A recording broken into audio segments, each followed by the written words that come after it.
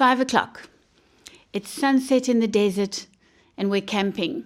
Silly, my sister-in-law, is kneading bread dough. Leo, her husband, is preparing supper. And Harry, my husband, is chopping garlic finely. 6:00. Silly is still kneading bread dough. Apparently it needs to be done properly. I mean, what does that actually mean? Harry is still chopping garlic finely. This also needs to be done properly. Man, it must be stressful being OCD. Poor Leo is still doggedly continuing with supper preparations, but he's having to make a plan B because plan A is not going to be ready in time, that I can tell you.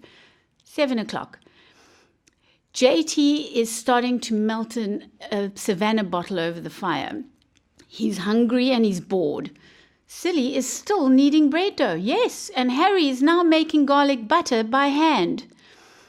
Silly remarks how I emanate such peace while everyone else just scurries around like squirrels from one nut to the next.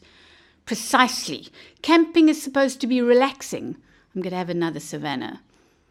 8:00. It turns out we had millipop salad and chops. No garlic, no bread, you ask?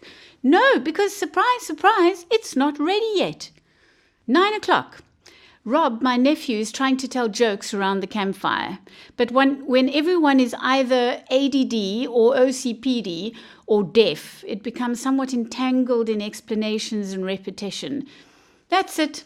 This is no fun anymore. I'm going to bed. How do you cope when you have kids with learning disabilities? And how do you not freak out when they also have OCD and bipolar, and their father, who has a personality disorder, and their mother, that's me, lives with chronic anxiety, depression, and permanent panic attacks? What do? Well, you run straight into the arms of the Messiah.